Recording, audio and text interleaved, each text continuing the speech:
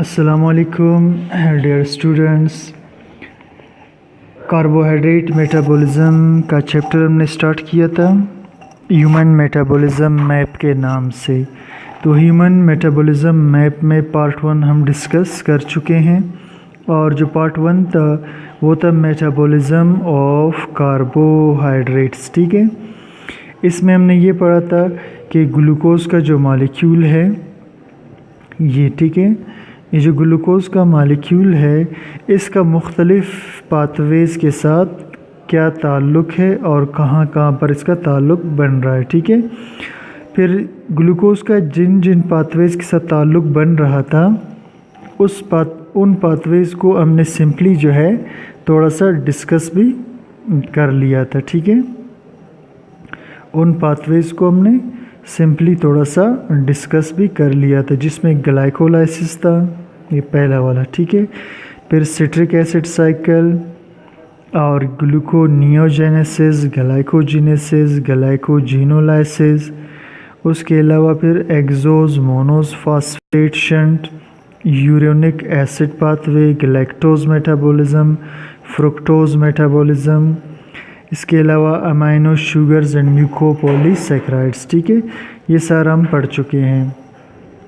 तो स्टूडेंट्स आज हम स्टार्ट करते हैं अपना सेकंड लेक्चर यानी ह्यूमन मेटाबॉलिज्म पार्ट 2 के नाम से। ठीक है, और ह्यूमन मेटाबॉलिज्म पार्ट 2 में हम डिस्कस करेंगे ग्लाइकोलाइसिस को। अब ग्लाइकोलाइसिस ग्रीक वर्ड ग्लाइकोस से निकला है जिसे शुगर भी कहा जाता है, और लाइसिस का मतलब है डिसोल्यूशन, यानी ग्लाइकोलाइसिस वो प्रोसेस है जिसमें शुगर की ब्रेकडाउन होगी और मुख्तलिफ़ कंपाउंड्स बनाएगा और ATPs प्रोड्यूस करेगा। तो इसका डेफिनेशन कर लेते हैं। Sequence of reactions converting glucose to pyruvate और lactate with the production of ATP। Reactions का एक सिलसिला जिसमें कन्वर्ट हो जाता है ग्लूकोज पायरुवेट में, यानी ये रिएक्शंस का एक सिलसिला है जिसमें ग्लूकोज कन्वर्ट हो जाता है पायरुवेट में या फिर लैक्टेट में with the production of ATP, और साथ में ATP प्रोड्यूस कर लेता है।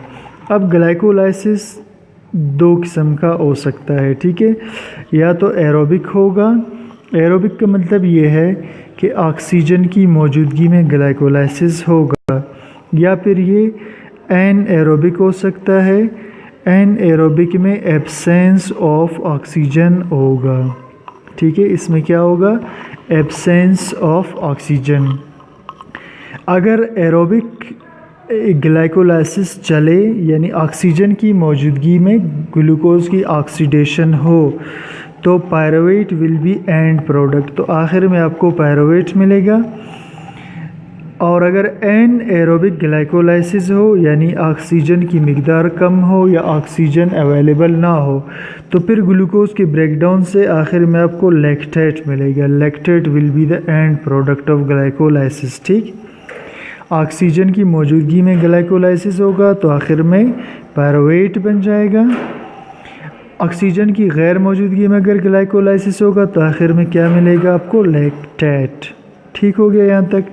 चलिए जी, अब हम ग्लाइकोलाइसिस को स्टेप बाय स्टेप डिस्कस करेंगे।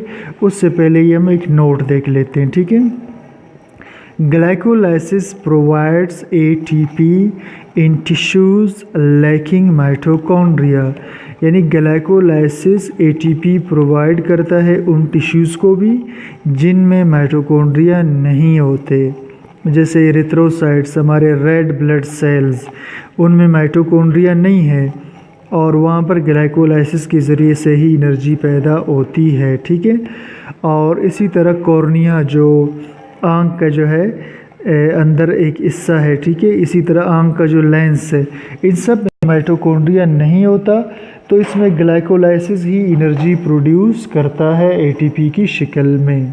ठीक है, बाकी जहाँ माइटोकॉन्ड्रिया मौजूद होगा तो वहाँ पर ग्लाइकोलाइसिस के नतीजे में बनने वाला पायरुवेट वो इंटर हो जाएगा माइटोकॉन्ड्रिया में, फिर वहाँ क्रेब्स साइकिल यानी सिट्रिक एसिड साइकिल चलेगा, ठीक है। तो जहाँ माइटोकॉन्ड्रिया नहीं होगा तो सिर्फ ग्लाइकोलाइसिस का प्रोसेस होगा और वही एटीपीज बना रहा होगा। तो चलिए जी, अब हम ग्लाइकोलाइसिस को स्टेप बाय स्टेप डिस्कस करते हैं, ठीक है।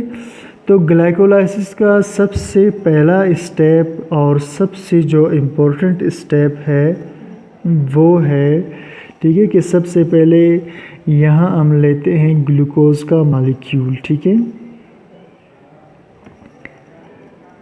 ये मैं ग्लूकोज का मॉलिक्यूल बना लेता हूँ।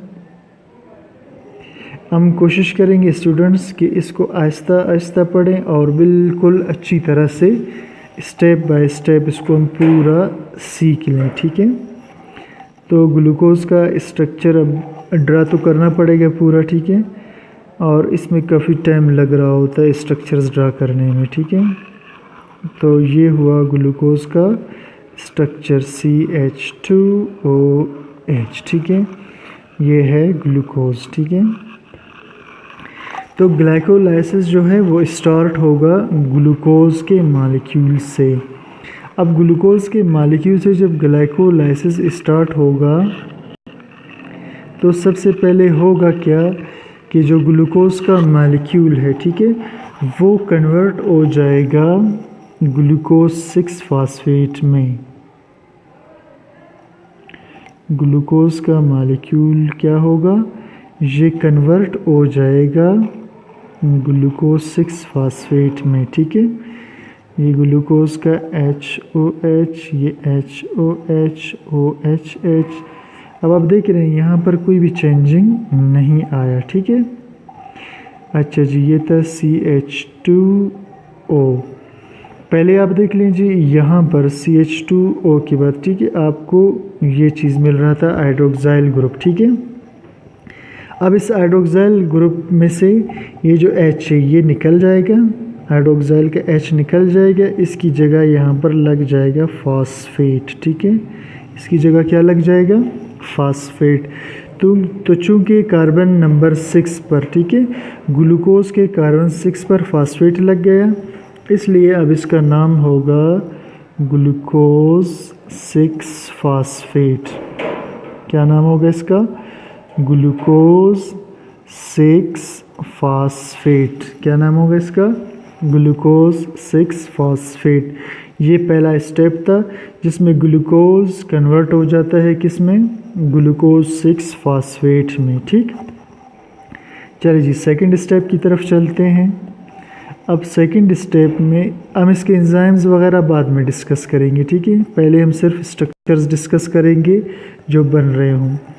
अब ग्लूकोज 6 फॉस्फेट कन्वर्ट हो जाएगा, ठीक है, एक और फॉस्फेट लेगा,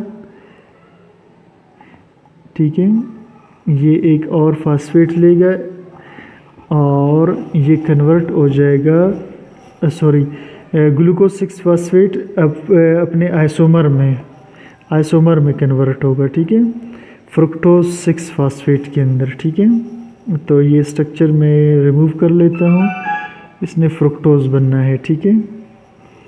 तो फ्रुक्टोज 6 फॉस्फेट, ये ग्लूकोज 6 फॉस्फेट का आइसोमर है, फ्रुक्टोज 6 फॉस्फेट, ठीक है। तो CH2OHH, फिर इधर OH आएगा और इधर OH आएगा, इधर H आएगा, यहाँ पर CH2 होगा, ये O होगा, ये फॉस्फेट ग्रुप, ठीक है। तो अब ये बन गया फ्रुक्टोज 6 फॉस्फेट, ठीक है। ग्लूकोज 6 फॉस्फेट से क्या बना, फ्रुक्टोज 6 फॉस्फेट, ठीक है।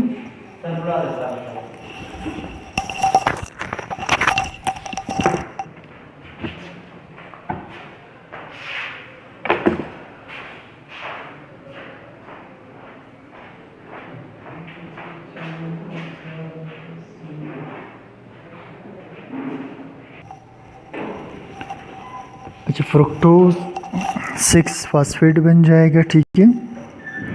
और इसके बाद जो फ्रुक्टोज 6 फॉस्फेट है वो बन जाएगा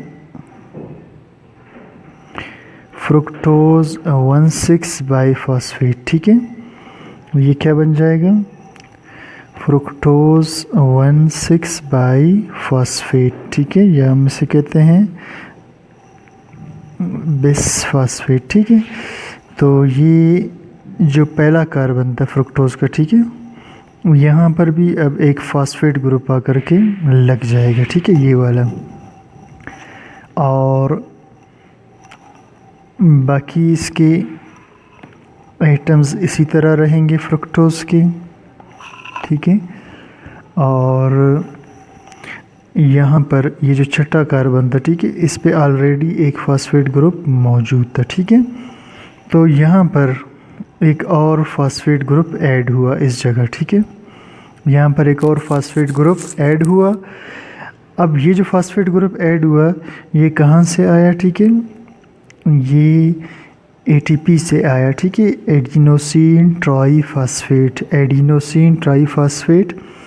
इसका इसमें कुल 3 फॉस्फेट थे, एक फॉस्फेट, ठीक है, इसमें कुल 3 फॉस्फेट होते हैं, एक फॉस्फेट इसमें से निकल कर यहाँ आ गया। ठीक है, तो बाकी इसके साथ अब रह जाएंगे 2 फॉस्फेट। तो ये हो जाएगा, अब ये हो जाएगा एडिनोसिन डाईफॉस्फेट। क्या हो जाएगा, एडिनोसिन डाईफॉस्फेट। पहले ट्राईफॉस्फेट था, 3 फॉस्फेट थे, अब इसके पास 2 फॉस्फेट रह गए, एक फॉस्फेट यहाँ आया। ठीक है, और ये जो स्टार्टिंग वाला फॉस्फेट था ये भी ATP से आया था। ठीक है, ये वाला। अब देखिए ये ग्लूकोज का जो मॉलिक्यूल है, ठीक है, इसमें यहाँ पर जो फॉस्फेट लगा ये वाला, ठीक है, ये भी ATP से ही आया था। ठीक है, ये ATP जो है एडिनोसिन ट्राईफॉस्फेट किस में कन्वर्ट हुआ, ADP के अंदर। तो इसमें से एक फॉस्फेट जो कम हुआ वो असल में यहाँ आकर लगा। ठीक है, फिर ग्लूकोज 6 फॉस्फेट फ्रुक्टोज 6 फॉस्फेट में अपने आइसोमर में कन्वर्ट हुआ। ठीक है, और फिर फ्रुक्टोज 6 फॉस्फेट, ठीक है, फ्रुक्टोज 6 फॉस्फेट कन्वर्ट होगा फ्रुक्टोज 1,6 बाईफॉस्फेट के अंदर या बिसफॉस्फेट के अंदर। ठीक है, सॉरी ये एक चीज़ ये गलत हुआ है। ठीक है, ये आइसोमर नहीं होंगे। ठीक है, ये आइसोमर नहीं होगा। ठीक है, ये 1,6 बाईफॉस्फेट ये अलग कंपाउंड होगा। ठीक है, तो जो फ्रुक्टोज 6 फॉस्फेट था अब ये कन्वर्ट होगा किस में, फ्रुक्टोज, ठीक है, 1,6 बिसफॉस्फेट के अंदर। ठीक है, फ्रुक्टोज 1,6 बिसफॉस्फेट में क्या हो जाएगा, कन्वर्ट हो जाएगा। ठीक है, अब फ्रुक्टोज 1,6 जो बिसफॉस्फेट बन गया, इसके बाद, ठीक है, इसके बाद इसकी ब्रेकडाउन हो जाएगी, ये बीच में से टूट जाएगा और इससे 2 कंपाउंड्स अलग हो जाएंगे। ठीक है, अब इससे 2 कंपाउंड्स बनेंगे। ठीक है, अब फिर हम उन 2 कंपाउंड्स को डिस्कस करेंगे। ठीक है, अच्छा जी, एक इसमें बनेगा डाई हाइड्रोक्सी एसीटोन फॉस्फेट। ठीक है, मैं स्ट्रक्चर पहले इसका ड्रा कर लूँ। ये फ्रुक्टोज 1,6 बिसफॉस्फेट के टूटने से बनेगा। ठीक है, अच्छा जी, तो ये बनेगा C double bond O CH2OH और यहाँ पर CH2O और ये इसका फॉस्फेट ग्रुप। ठीक है, तो ये बना डाई हाइड्रोक्सी एसीटोन। ठीक है, फॉस्फेट, ये डाई हाइड्रोक्सी एसीटोन फॉस्फेट। ठीक है, क्या बना ये, di hydroxy acetone phosphate, 3 carbon पर मुश्तमिल है। देखिए ये जो फ्रुक्टोज 1,6 बिसफॉस्फेट है ना, ये कुल 6 कार्बन पर मुश्तमिल था, 1 2 3 4 5 और ये 6। तो इसमें से 3 carbon di hydroxy acetone phosphate बनाएंगे और बाकी जो इसके 3 कार्बन होंगे वो ग्लाइसरल्डिहाइड 3 फॉस्फेट बनाएंगे। ठीक है, चलिए मैं इसका पहले स्ट्रक्चर ड्रा कर लेता हूँ। ग्लाइसरल्डिहाइड 3 फॉस्फेट का, ठीक है। ये भी 3 कार्बन पर मुश्तमिल स्ट्रक्चर होगा। यहाँ अल्डिहाइड होगा कार्बन 1 पर, ठीक है, और कार्बन 3 पर यहाँ पर फिर फॉस्फेट ग्रुप लगा हुआ होगा ये, ठीक है। ये तो ये बन गया ग्लाइसरल्डिहाइड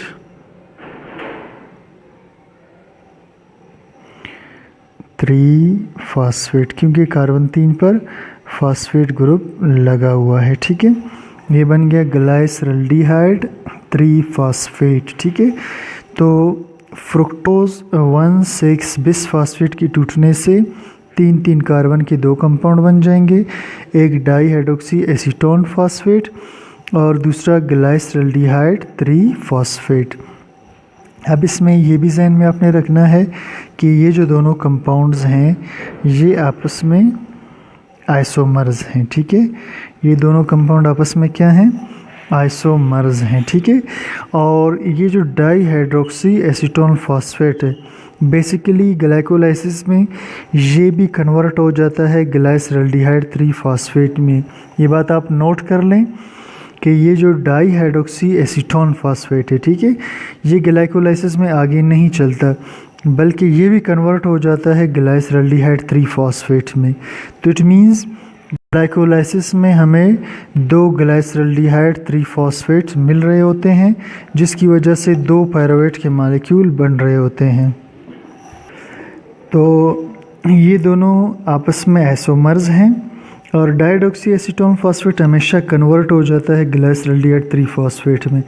अब एक ग्लाइसरल्डिहाइड 3 फॉस्फेट आगे जाकर एक पायरुवेट बनाएगा, तो अगर 2 ग्लाइसरल्डिहाइड 3 फॉस्फेट होंगे तो फिर एंड में जाकर के 2 पायरुवेट बन रहे होते हैं, ठीक है। तो ये ज़हन में रखना कि ग्लाइकोलाइसिस में 2 पायरुवेट के मॉलिक्यूल एंड में बन रहे होते हैं, लेकिन हम आसानी की खातिर सिर्फ एक को शो करते हैं, ठीक है। तो चलिए अब इससे आगे चलते हैं। तो अब ये जो ग्लाइसरल्डिहाइड 3 फॉस्फेट है, अब आगे स्टेप्स में ये जाएगा, ठीक है, ग्लाइसरल्डिहाइड 3 फॉस्फेट, ठीक है। अब ग्लाइसरल्डिहाइड जो 3 फॉस्फेट था वो अपने एक आइसोमर में कन्वर्ट हो जाएगा और उस आइसोमर का नाम है 1,3 बिस फॉस्फोग्लाइसरेट। क्या नाम है उसका? 1,3 बिस फॉस्फोग्लाइसरेट, ठीक है। अब देखिए जी स्ट्रक्चर यहाँ पर इसी की तरह है बिल्कुल, ठीक है, अल्डिहाइड की तरह। सॉरी, यहाँ पर H है, ये इधर HEaldehyde, ये पहला वाला हुआ, और दूसरा जो कार्बन है, ठीक है, इस पे OH भी इसी तरह से लगा हुआ है बिल्कुल जैसा यहाँ पर लगा हुआ था, ये CHOH, ठीक है, ये भी बिल्कुल इसी तरह से लगा हुआ है, ठीक है। और यहाँ पर CH2O और फॉस्फेट, यहाँ तक बिल्कुल ये सेम चीज़ें जैसा पहले था, ठीक है। अब ये जो हाइड्रोजन है ये वाला, ठीक है, इसका ये जो हाइड्रोजन है, ठीक है, ये इधर से हो जाएगा रिमूव, ठीक है। और इस हाइड्रोजन की जगह, ठीक है, यहाँ पर एक नया फॉस्फेट आकर के लगेगा। तो पहले इसमें एक फॉस्फेट था, अब एक और फॉस्फेट इधर न्यूली आकर के लग गया, ठीक है। तो अब इसका नाम होगा 1,3, ठीक है, क्या नाम होगा? 1,3 बिस फास्फो, यानी कार्बन नंबर 1 पर और कार्बन नंबर 3 पर 2 फास्फोरस लगे हुए या फास्फेट ग्रुप लगे हुए हैं, ठीक है। 1,3 बिस फास्फो ग्लाइसरेट इसका नाम होगा, ठीक है। तो ये आइसोमर होगा ग्लाइसरल्डिहाइड 3 फॉस्फेट का। अब ये जो 1,3 बिस फास्फोग्लाइसरेट है ये फिर कन्वर्ट हो जाएगा एक और कंपाउंड के अंदर और उसका नाम होगा 3 फास्फोग्लाइसरेट। क्या नाम होगा इसका? 3 फास्फोग्लाइसरेट। ये भी 3 कार्बन का कंपाउंड है, ठीक है। अब अगर आप इसमें गौर करें, ठीक है, इसमें ये जो फास्फेट था, ठीक है, कार्बन नंबर 1 वाला, ये दोबारा रिमूव हो जाएगा। ठीक है, ये क्या हो जाएगा, दोबारा रिमूव हो जाएगा। और रिमूव कैसे होगा, ठीक है, एक ADP कन्वर्ट हो जाएगा ATP में। ठीक है, यानी ये जो फास्फेट था ये डाईफास्फेट में जाकर इसको ट्राईफास्फेट बना देगा। तो ADP से दोबारा क्या प्रोड्यूस होगा, ATP। तो ये फास्फेट ख़त्म हुआ, इसकी जगह दोबारा अब एल्डिहाइड ग्रुप आ गया। ठीक है, और बाकी स्ट्रक्चर उसी तरह होगा जैसे पहला वाला स्ट्रक्चर है। ठीक है,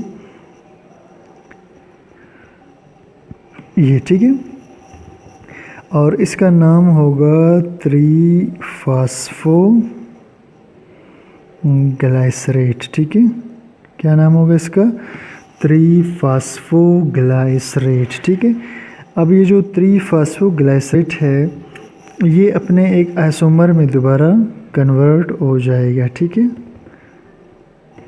ये कन्वर्ट हो जाएगा अपने एक आइसोमर में और उसका नाम है 2-फॉस्फोग्लाइसरेट। ठीक है, ये इसका वही एल्डिहाइड ग्रुप हुआ और ये इसका CH2OH। अब देखना ये जो फास्फेट ग्रुप था ये वाला, ठीक है, ये आपको नज़र आ रहा है रेड में, ये फास्फेट ग्रुप शिफ्ट हो जाएगा इस कार्बन पर। ठीक है, यहाँ पर ये चेंजिंग हो रहा है, तो वो जो फास्फेट ग्रुप था वो अब शिफ्ट हुआ यहाँ पर। ठीक है, ये इधर शिफ्ट हुआ। ठीक है, ये ज़हन में रखना, कार्बन नंबर 2 पर, ये कार्बन 1 था, ये 3 था, ये 1 2 3। तो कार्बन 3 पे ये जो फास्फेट मौजूद था ये शिफ्ट हो जाएगा किस पर, कार्बन नंबर 2 पर। तो पहले इसका नाम 3-फॉस्फो था, अब इसका नाम हो जाएगा 2-फॉस्फो। ठीक है, 2-फॉस्फोग्लाइसरेट। ठीक है, बाकी कोई चेंजिंग नहीं हुआ, सिर्फ फास्फेट ग्रुप इधर शिफ्ट हुआ। ठीक है, 2-फॉस्फोग्लाइसरेट बन गया। ठीक है, अब ये जो 2-फॉस्फोग्लाइसरेट है ये आगे जाकर, ठीक है, एक और कंपाउंड में कन्वर्ट होगा। ठीक है, 2-फॉस्फोग्लाइसरेट एक और कंपाउंड में कन्वर्ट होगा, उसका नाम होगा फास्फोइनोल पायरुवेट। ठीक है, अब इसका स्ट्रक्चर आप देखिए, ये एल्डिहाइड वाला जो पहला कार्बन है ये उसी तरह रहेगा और ये जो दूसरा कार्बन है जिस पर फास्फेट ग्रुप आकर के लग गया था, ठीक है, ये भी इसी तरह रहेगा।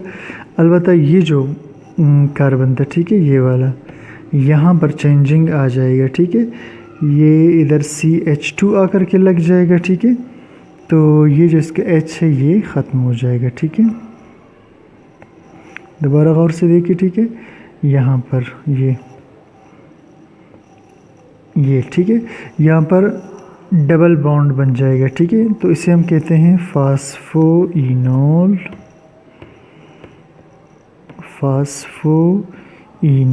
पायरुवेट। सही,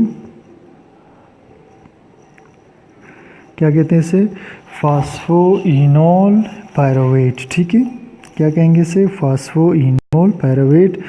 और इस दौरान यहाँ से वाटर मॉलिक्यूल रिलीज़ होगा। ठीक है, इधर से क्या रिलीज़ होगा, वाटर मॉलिक्यूल।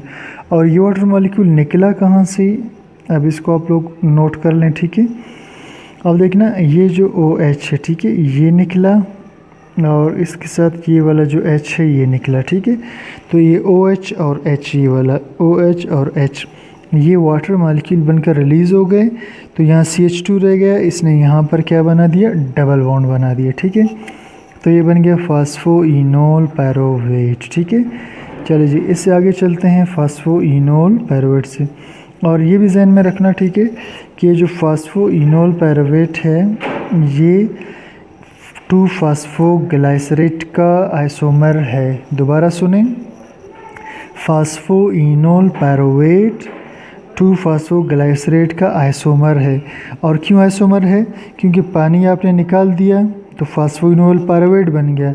अगर आप इसमें दोबारा पानी का मॉलिक्यूल दाखिल करेंगे तो बड़ी आसानी से वापस 2-फॉस्फोग्लाइसरेट बन जाएगा। ठीक, चले जी उसके बाद आगे चलते हैं जी नेक्स्ट स्टेप की तरफ। ठीक है,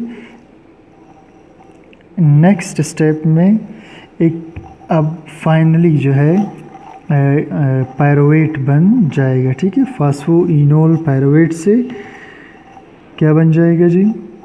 पायरोवेट। ठीक है, फास्फोइनोल पायरोवेट से क्या बन जाएगा? पायरोवेट। ठीक है, तो पायरोवेट भी जो है 3 कार्बन वाला कंपाउंड होगा। पहला कार्बन बिल्कुल इसी तरह इस कंपाउंड की तरह, जैसे यहाँ एल्डिहाइड है यहाँ पर भी एल्डिहाइड मौजूद होगा दूसरे कार्बन पर। ठीक है, दूसरे कार्बन पर यहाँ OH आकर के लग जाएगा। इट मीन्स कि फास्फेट अब यहाँ से निकल चुका। ठीक है, तो यहाँ पर OH आकर के लग जाएगा और ये जो है सॉरी एक मिनट, इसका स्ट्रक्चर मैं ज़रा बना लूँ।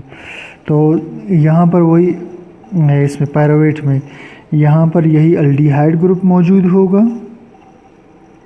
ठीक है, तो इसके बाद ये कार्बन नंबर इसका जो सॉरी ये मिट गया है, ये इधर कार्बन नंबर 2 पर। ठीक है, डबल बॉन्ड के साथ ऑक्सीजन आकर के लग जाएगा। ठीक, और कार्बन 3 पर यहाँ पर होगा CH3। ठीक है, तो अब इस स्ट्रक्चर में इसमें और इसमें आप देख लें। ठीक है, आपको जो फ़र्क नज़र आएगा। ठीक है, ये फास्फेट निकल चुका और ये जो ऑक्सीजन है ये इस कार्बन के साथ डबल बॉन्ड के थ्रू जुड़ गया है और यहाँ पर एक हाइड्रोजन इंटर हुआ है। ठीक है, तो ये बन जाएगा पायरोवेट। क्या बन जाएगा? सही, ये पायरोवेट का मॉलिक्यूल बन जाएगा। ठीक है, अब ये जो पायरोवेट का मॉलिक्यूल है ये हमने, अगर आपको याद हो, हमने कहा था कि अगर ऑक्सीजन मौजूद होगा तो पायरोवेट बन जाएगा और अगर ऑक्सीजन की अवेलेबिलिटी नहीं होगी तो फिर इसका एक आइसोमर बनेगा। ठीक है, और वो है लैक्टेट। ठीक है, ये भी 3 कार्बन का कंपाउंड होगा, लैक्टेट। सही, तो इसमें यहाँ सिर्फ कार्बन 2 का फ़र्क आएगा। ठीक है, ये आप गौर कर ले, पायरोवेट में और लैक्टेट में सिर्फ इस कार्बन पे ज़रा डिफरेंस है। ठीक है, इस कार्बन पे, कार्बन 2 पे थोड़ा सा, ये कार्बन 2 पे थोड़ा सा इसका डिफरेंस आ रहा है और ये जो कंपाउंड बन गया ये है लैक्टेट। ठीक है, ये उस वक़्त बन रहा होता है जब ऑक्सीजन की अवेलेबिलिटी कम हो। ठीक है, तो जब ऑक्सीजन की कम मिकदार मौजूद होगी तो पायरोवेट कन्वर्ट हो जाएगा किसके अंदर? अपने आइसोमर लैक्टेट में। ठीक है, और इस दौरान जब ये लैक्टेट बनेगा इस दौरान क्या होगा? ठीक है, इस दौरान एक NADH, ठीक है, ये कन्वर्ट हो जाएगा NAD+ में। ठीक है, अब ये जो NADH है ये बना कब था? ये पिछले स्टेप्स में बना था, इसको हम डिस्कस अभी करेंगे। ठीक है, तो यहाँ तक बात आपको क्लियर हो गई लैक्टेट तक। ठीक है, अब हम वापस चलते हैं और इसके एंजाइम्स को डिस्कस करते हैं। ठीक है, ग्लाइकोलाइसिस के जो एंजाइम्स है अब उसको हम डिस्कस करेंगे। ये पूरा ग्लाइकोलाइसिस आपके सामने है। ठीक है, ये अब मैं इसको बड़ा करूँगा और अब हम इसके एंजाइम्स की डिस्कशन स्टार्ट करते हैं। ठीक है, तो सबसे पहले हमने इसमें डिस्कस किया था, ठीक है, कि सबसे पहले इसमें ग्लूकोज से क्या बनेगा? Glucose 6 phosphate. ठीक है, और इस दौरान ATP इस्तेमाल होगा। ठीक है, फास्फेट ATP से आएगा, ग्लूकोज अपने एंजाइम की मदद से, और एंजाइम है एक्सोकाइनेज। कौन सा एंजाइम है? एक्सोकाइनेज। ठीक है, तो एक्सोकाइनेज एंजाइम ग्लूकोज में ATP से फास्फेट इंटर करके इसको ग्लूकोज 6 फास्फेट बना देगा। ठीक है, फिर उसके बाद सेकंड एंजाइम जो इस्तेमाल होगा उस एंजाइम का नाम है फास्फोएक्सोज आइसोमेरेज। ठीक है, फास्फोएक्सोज आइसोमेरेज। ठीक है, तो फास्फोएक्सो आइसोमेरेज क्या करेगा? ग्लूकोज 6 फास्फेट को कन्वर्ट कर देगा। ठीक है, फ्रुक्टोज 6 फास्फेट के अंदर। ठीक है, फिर जब ये फ्रुक्टोज 6 बन जाएगा फास्फेट, इसके बाद नेक्स्ट स्टेप में, ठीक है, फिर इसके बाद नेक्स्ट स्टेप में क्या होगा कि ये जो फ्रुक्टोज 6 फास्फेट है ये कन्वर्ट हो जाएगा फ्रुक्टोज 1,6 बिस फास्फेट के अंदर, ठीक है। और इस दौरान जो एंजाइम इसे कन्वर्ट करने का काम करेगा उस एंजाइम का नाम है फास्फोफ्रुक्टो, ठीक है, फास्फोफ्रुक्टोकाइनेज। क्या नाम है इसका? फास्फोफ्रुक्टोकाइनेज। तो ये एंजाइम फ्रुक्टोज 6 फास्फेट को कन्वर्ट कर देगा किस में? फ्रुक्टोज 1,6 बिस फास्फेट में। और इस दौरान फिर एक एटीपी किस में कन्वर्ट होगा? एडीपी में, क्योंकि यहाँ एक नया फास्फोरस इंटर हो चुका, ठीक है। इसके बाद फ्रुक्टोज जो 1,6 बिस फास्फेट था ये टूट जाएगा डाईहाइड्रोक्सी एसीटोन फास्फेट में और ग्लाइसरल्डिहाइड 3 फास्फेट में, ठीक है। ये कन्वर्ट हो ब्रेकडाउन उसकी हो जाएगी इनके अंदर, ठीक है। अब इस दौरान ये जो दो आइसोमर्स ये आपस में इंटर कन्वर्ट हो सकते हैं और इनको इंटर कन्वर्ट करने के लिए एक एंजाइम यूज़ होगा। उस एंजाइम का नाम है, मैं ज़रा ब्लू कलर में लिख लूँ, ठीक है, ताकि क्लियर हो, ठीक है।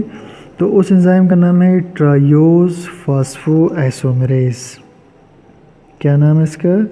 ट्रायोज फास्फो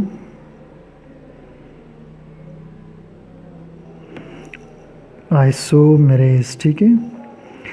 तो ये एंजाइम डाईहाइड्रोक्सी एसीटोन फास्फेट को ग्लाइसरल्डिहाइड 3 फास्फेट में कन्वर्ट कर सकता है, ठीक है, जिसकी वजह से ये प्रोसेस आगे चलता रहेगा, ठीक है। और ग्लाइसरल्डिहाइड जो 3 फास्फेट है ये वाला, ठीक है, ग्लाइसरल्डिहाइड 3 फास्फेट, अब ये जो है कन्वर्ट हो सकता है 1,3 बिस फास्फोग्लाइसरेट के अंदर। और इस दौरान एक तो एंजाइम इस्तेमाल होगा ग्लाइसरल्डिहाइड 3 फास्फेट डीहाइड्रोजिनेज, ठीक है। इसको बड़ा करता हूँ थोड़ा सा ताकि लिखने में आसानी हो, सही है। तो इधर एंजाइम इस्तेमाल होगा ग्लाइसरल्डिहाइड, ठीक है, 3 फास्फेट ग्लाइसरल्डिहाइड 3 फास्फेट डीहाइड्रोजिनेज, ठीक है। ग्लाइसरल्डिहाइड 3 फास्फेट डीहाइड्रोजिनेज, एक तो ये एंजाइम इस्तेमाल होगा, ठीक है, और दूसरा इस रिएक्शन में, ठीक है, दूसरा इस रिएक्शन में आप ये भी याद रखना कि इसमें एक NAD+ कन्वर्ट हो जाएगा NADH में, ठीक है। और ये NADH भी आगे जा कर के ATPs प्रोड्यूस कर रहा होता है, ठीक है। और इस दौरान एक इनऑर्गेनिक फास्फेट भी यूज़ होगा, ठीक है। तो ये glyceraldehyde 3 phosphate dehydrogenase glyceraldehyde 3 phosphate को कन्वर्ट करेगा 1,3 बिस फास्फोग्लाइसरेट में। और ये जो दूसरा फास्फेट है ये इनऑर्गेनिक फास्फेट से आया और इस स्टेप को एनर्जी कौन प्रोवाइड करेगा? NAD, और डीहाइड्रोजिनेज है ना, तो ये जो है इसमें हाइड्रोजन को ऐड कर देगा NAD के अंदर, ठीक है। चले जी, अब इससे आगे चलते हैं नेक्स्ट स्टेप की तरफ। ये जो 1,3 बिस फास्फोग्लाइसरेट है, ठीक है, 1,3 बिस फास्फोग्लाइसरेट है। फिर ये एक एंजाइम होगा 3 फास्फोग्लाइसरेट काइनेज, ठीक है, 3 फास्फो, मैं इसको थोड़ा सा ज़रा मोटा कर दूँ मार्कर को, ठीक है, 3 फास्फो, इस एंजाइम का नाम होगा 3 फास्फोग्लाइसरेट काइनेज, ठीक है। 3 फास्फोग्लाइसरेट काइनेज की मदद से ये जो 1,3 बिस फास्फोग्लाइसरेट है ये कन्वर्ट हो जाएगा 3 फास्फोग्लाइसरेट में, ठीक है। अब 3 फास्फोग्लाइसरेट में कन्वर्ट होने के बाद फिर ये अपने आइसोमर 2 फास्फोग्लाइसरेट में कन्वर्ट होगा और इस दौरान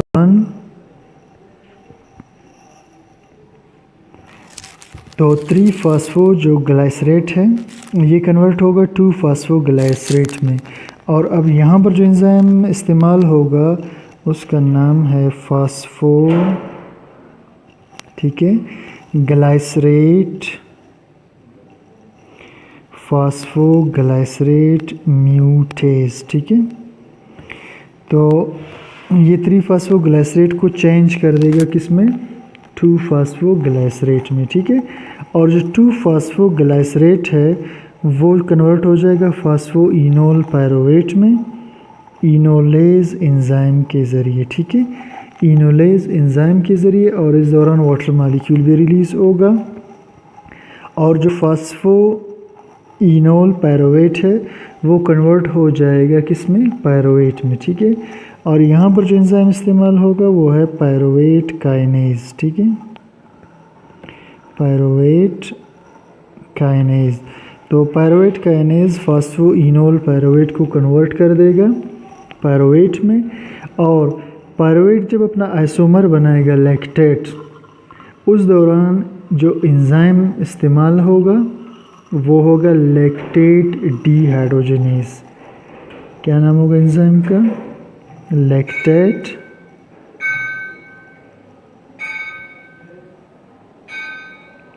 डीहाइड्रोजनेज। ठीक है, तो लैक्टेट डीहाइड्रोजनेज एंजाइम पायरुवेट को कन्वर्ट कर देगा किस में, लैक्टेट में। और मैंने आपको बता दिया था कि ये सिर्फ लैक्टेट उस वक्त बनेगा जब कंडीशंस क्या होंगे, एन एरोबिक।